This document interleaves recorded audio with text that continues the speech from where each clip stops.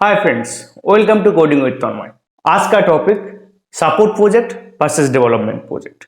ऐसा बहुत सारा एम्प्लॉय है जो 2-3 साल तक कोई भी प्रोजेक्ट में काम कर रहा है, बट उसको मालूम नहीं वो सपोर्ट प्रोजेक्ट में काम कर रहा है और डेवलपमेंट प्रोजेक्ट कर रहा है।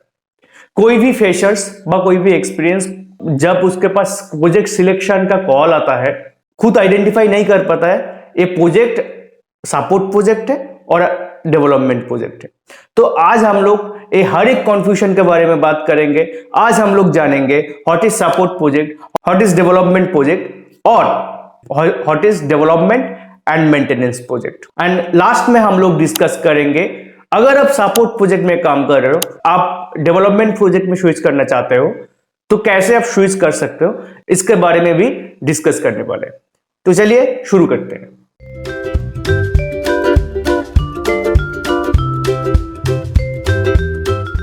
फर्स्टली हम लोग जान लेते हैं कोई भी प्रोजेक्ट जब स्टार्ट होता है तो उसको लाइफ साइकिल कैसा होता है। फर्स्टली क्लाइंट के पास से रिक्वायरमेंट आता है। क्लाइंट के पास से रिक्वायरमेंट आने के बाद डेवलपमेंट टीम उसको रिक्वायरमेंट एनालिसिस करते हैं। उसके बाद उसको डेवलपमेंट का काम स्टार्ट होता है। डेवलपमेंट के बाद फर्स्टली वो यूएटी सर्वर में जाता है टेस्टिंग के लिए। आफ्टर दैट प्रोडक्शन में जाता है। प्रोडक्शन जाने के बाद जब वो प्रोजेक्ट लाइव हो जाता है, जब यूजर उस प्रोजेक्ट को यूज करना स्टार्ट कर देते हैं, उसके बाद से सपोर्ट टीम का काम स्टार्ट होता है। तो प्रोडक्ट जो डेवलपमेंट टीम है वो नॉलेज ट्रांसफर करते हैं सपोर्ट टीम को। उसके बाद सपोर्ट टीम जो यूजर को सपोर्ट करने के लिए असाइन होता है। तो डेवलपमेंट टीम का काम खत्म हुआ, उसके बाद सपोर्ट टीम का काम स्टार्ट हुआ। बट उसके बाद से और एक टीम भी काम में आता है। उस प्रोजेक्ट खत्म होने के बाद उसका काम वहां पर खत्म नहीं हो जाता है। कोई भी प्रोजेक्ट खत्म होने के बाद उसका इनहेंसमेंट होता है। तो इसके लिए एक डेवलपमेंट और मेंटेनेंस टीम भी असाइन होता है उसके लिए। एंड हम लोग का इंडिया में जितना भी सर्विस बेस्ड कंपनी है उसमें 80% और डेवलपमेंट एंड इनहेंसमेंट का है। फॉर एग्जाम्पल बहुत साल पहले YouTube स्टार्ट हुआ था, बट 2 साल पहले YouTube ने एक नया फीचर्स लॉन्च किया, YouTube शॉर्ट। जब YouTube लॉन्च हुआ था तब तो YouTube शॉर्ट नहीं था। तो YouTube शॉर्ट क्रिएट करने के लिए उस एप्लीकेशन के साथ फिर से एक नया फीचर्स ऐड करना पड़ा। YouTube जो मेन फीचर्स वो भी जितना बड़ा एक एप्लीकेशन है, YouTube शॉर्ट भी उतना बड़ा फीचर्स है, तो उसके लिए भी कोडिंग करना पड़ा। तो इस कोडिंग का हम लोग बोलते हैं एनहांसमेंट, डेवलपमेंट एंड एनहांसमेंट।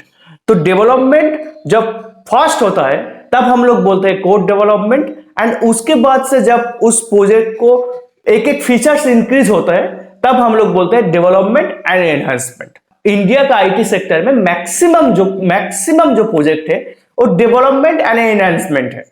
जब आप लोग कोई एनहांसमेंट प्रोजेक्ट में असाइन होते हो एंड आप लोग कॉन्फ्यूज हो जाते हो, आप लोग डेवलपमेंट प्रोजेक्ट में काम कर रहे हो या सपोर्ट प्रोजेक्ट में काम कर रहे हो। हम लोग एक एक करके देख लेते हैं सपोर्ट प्रोजेक्ट में क्या होता है, डेवलपमेंट प्रोजेक्ट में क्या होता है एंड एनहांसमेंट प्रोजेक्ट में क्या होता है।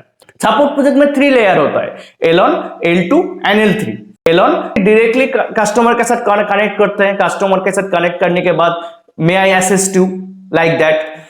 एंड उसको उतना एप्लीकेशन के बारे में पता नहीं होता है, वो डायरेक्टली कम्युनिकेट करते हैं कस्टमर के साथ। और ऐसा कोई एप्लीकेशन लेवल का कोई इशू हो गया तो वो L2 लेवल को पास फॉरवर्ड करते हैं। L2 लेवल का क्या होता है, वो एप्लीकेशन के बारे में सब कुछ पता होता है, बट सॉफ्टवेयर लेवल के बारे में पता नहीं होता है। मैंने ओवरऑल एप्लीकेशन जो यूजर इंटरफेस के बारे में हर एक चीज पता होता है। कोई किसी का कोई परमिशन चाहिए तो L2 लेवल वो प्रोवाइड कर देते हैं। L3 लेवल में उसको थोड़ा सा कोड पता होता है, वो थोड़ा सा कोडिंग भी जानता है, तो वो थोड़ा छोटा मोटा जो कोई इश्यू आ गया, छोटा मोटा कोई डिबग आ गया, उसके ऊपर काम कर सकता है। तो ये हो गया support role. And development role क्या हो गया?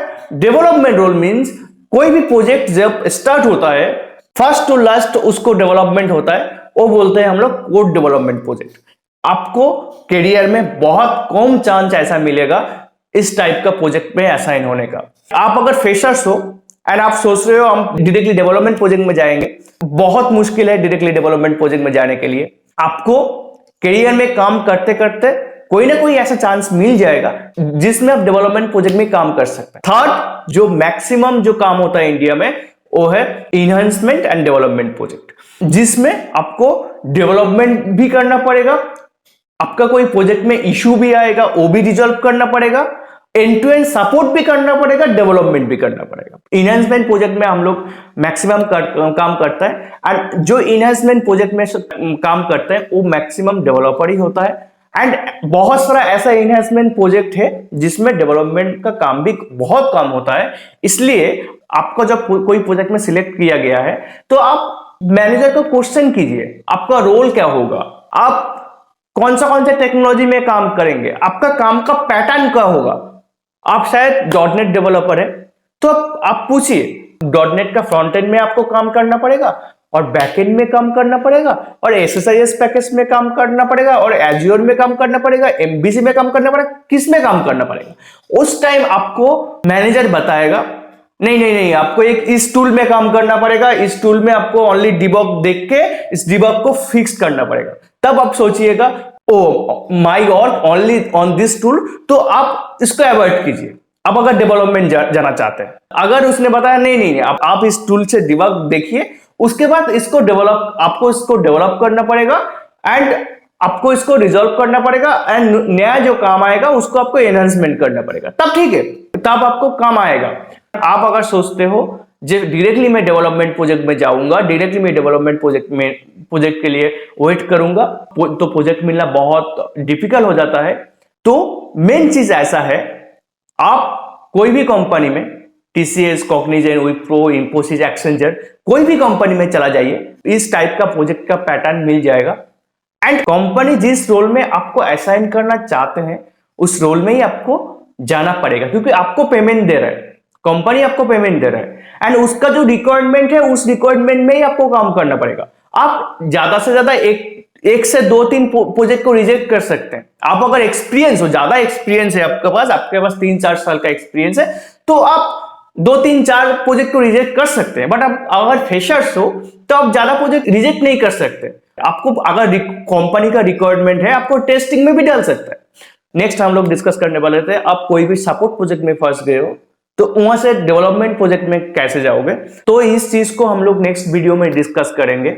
इसके लिए आप इस चैनल को सब्सक्राइब कीजिए एंड इस चैनल में आपको IT रिलेटेड हर एक इंफॉर्मेशन मिल जाएगा। फ्रेशर्स के लिए ओपनिंग से स्टार्ट करके एक्सपीरियंस कैसे मैक्सिमम से मैक्सिमम इंक्रीमेंट ले सकते हैं उसके बारे में भी वीडियो आपको मिल जाएगा। आप आई बटन में भी चेक कर लीजिए, वहां पर आपको एक ऐसा वीडियो मिल जाएगा जिससे आप मैक्सिमम इंक्रीमेंट कैसे ले सकते हैं उसके बारे में हम डिस्कस किए हैं।